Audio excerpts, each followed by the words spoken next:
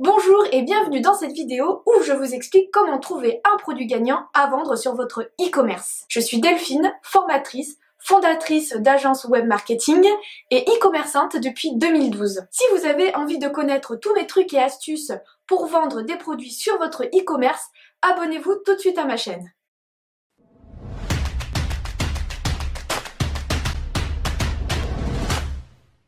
Je vous donne tout de suite 4 astuces pour aller chercher des idées de produits. Alors, première idée, c'est d'aller sur Amazon et sur AliExpress et sur un site qui s'appelle wanelo.co.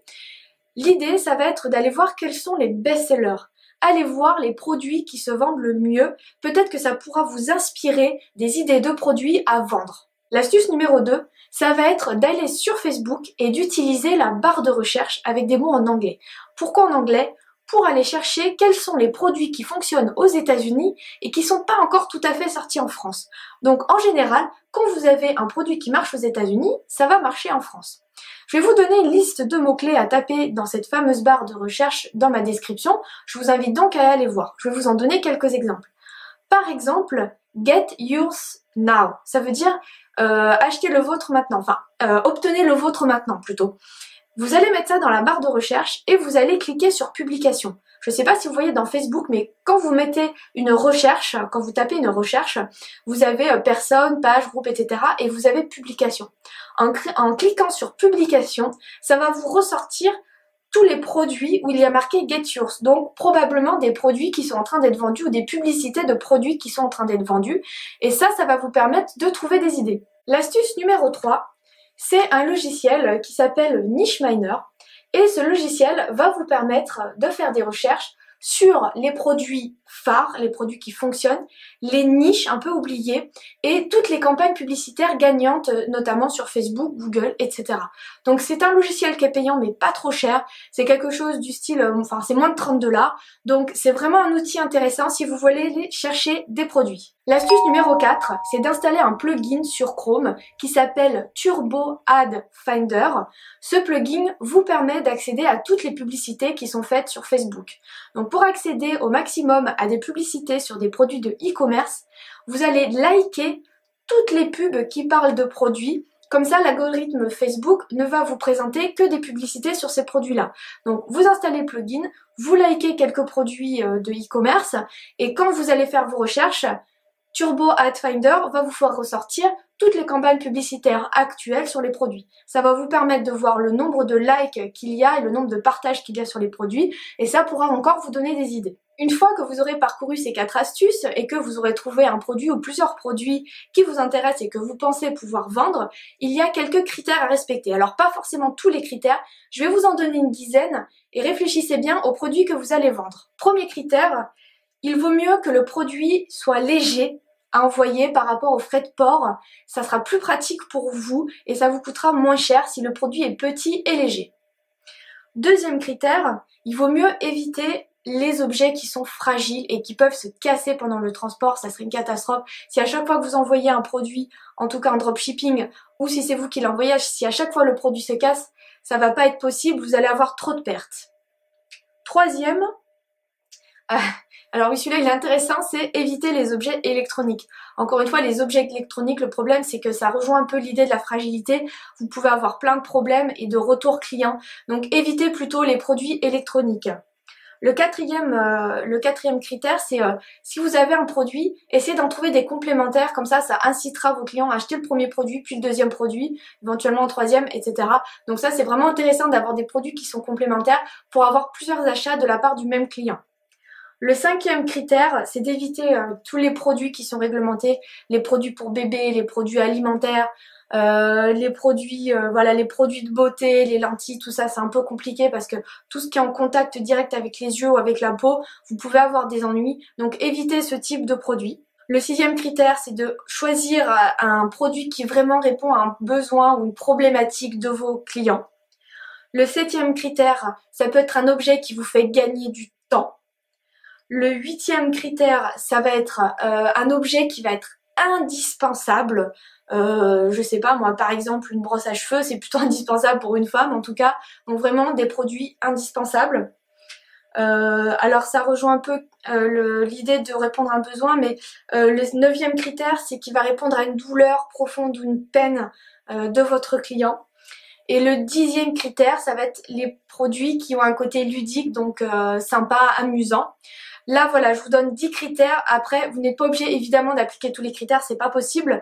Mais il y a certains critères comme le fait de prendre des produits réglementés. Vraiment ça, évitez à tout prix de prendre des produits réglementés. Donc j'ai défini 5 types de produits.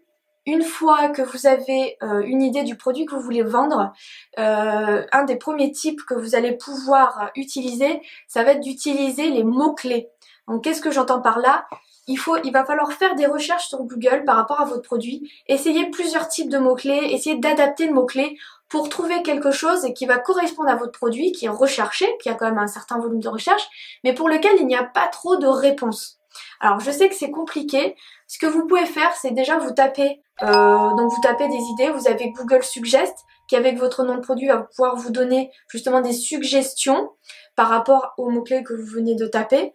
Une fois que vous voyez qu'il n'y a pas trop de recherche sur ce mot-clé là, il y a une fonction dans Google qui s'appelle All in Title. Donc vous écrivez All in Title et vous mettrez entre guillemets le mot-clé que vous avez cherché. S'il y a peu ou pas de réponse, alors là c'est bingo, vous avez trouvé un super mot-clé, il va falloir mettre ce mot-clé là sur votre produit quand vous allez le mettre dans votre boutique. Et là, grâce au référencement naturel, vous allez avoir des gens qui vont arriver sur ce produit-là. Donc une fois que vous avez votre produit, faites une recherche de mots-clés pour voir si vous allez trouver ce qu'on appelle des long tail keyword. Donc plus le mot-clé va être un peu long, moins vous aurez de chance d'avoir des gens qui sont positionnés dessus. Donc vraiment, recherchez ça et intégrez-le avec votre produit sur votre boutique. Vous verrez que vous allez pouvoir avoir du trafic qui va venir grâce à ce mot-clé-là. Deuxième type de produit, c'est d'identifier le point de douleur de vos clients. Si vos clients ont un point de douleur, quelque chose qui vraiment ne va pas, ils vont aller chercher sur internet des solutions à ce problème-là. Donc ça peut devenir très lucratif de proposer un produit solution. Donc vraiment aller chercher un produit qui va répondre au point de douleur. Alors quand je dis point de douleur, c'est pas forcément physique, ça peut être moral. Il faut aller chercher ces points de douleur-là par rapport à votre produit. Et du coup, quand vous allez construire votre e-commerce et que vous allez intégrer ce produit-là, mettez en avant ces points de douleur, mettez en avant la problématique de votre client et orientez-les vers votre solution qui sera votre produit. Le troisième type de produit, ça va être un produit qu'on appelle passion, le produit passion. Vous allez proposer un produit à vos prospects qui rentre dans une passion. Par exemple, les chats, le vélo, voilà, tous ces domaines-là sont des domaines passion pour les gens, donc ils vont aller rechercher des produits qui correspondent à leur passion et du coup ils auront plus envie de dépenser de l'argent puisque ce sont des choses qui les passionnent, qu'ils aiment vraiment et ils auront du coup envie de dépenser de l'argent pour ça. Donc réfléchissez bien si votre produit pourrait rentrer dans un produit passion. Quatrième type de produit, ça va être un produit qui correspond à votre expertise. Si vous êtes expert dans un domaine et que vous avez trouvé un produit qui correspond à votre expertise, alors là c'est génial parce que vous pouvez vraiment vous différencier de la concurrence en apportant plein d'astuces et de trucs dans votre domaine d'expertise et conduire le client vers votre produit qui correspond à votre expertise. Vraiment, ça c'est super. Si vous avez un domaine d'expertise et que vous avez un produit qui correspond à ce domaine d'expertise, vous allez pouvoir mettre en confiance les gens et montrer tout votre savoir-faire sur votre e-commerce tout en orientant vers ce produit-là. Et cinquième type de produit, ça va être de capitaliser sur les tendances. Renseignez-vous sur les tendances. Encore une fois, tout à l'heure, je vous donnais l'astuce de Facebook. Ça, c'est intéressant d'aller chercher les tendances aux États-Unis, au Canada, ou tous les pays qui sont souvent en avance sur les tendances. Allez voir ce qui se fait ou ce qui va se faire et positionnez-vous. Je pense notamment, je ne sais pas si vous connaissez ça parce que c'était plus pour les enfants, mais c'est ce qu'on appelle les bracelets en élastique, les Rainbow Loom. Donc ça a explosé à un moment donné et je pense que tous ceux qui ont fait un e-commerce sur ce sujet particulier en proposant des petits élastiques, des modèles, des tutos et tout ce qu'il faut pour faire ces bracelets en élastique, je pense que eux ils ont cartonné parce que ça a été la grosse tendance de l'été. Alors c'était l'été je crois 2014 ou 2015, quelque chose comme ça. Donc essayez de vous renseigner sur tous les produits qui vont sortir, qui sont sortis aux États-Unis et qui vont probablement faire un carton en France. Alors n'hésitez pas à faire vos recherches. Voilà, cette vidéo est terminée, j'espère qu'elle vous aura plu. Cliquez sur like, partagez-la sur Facebook et on se retrouve bientôt pour une nouvelle vidéo.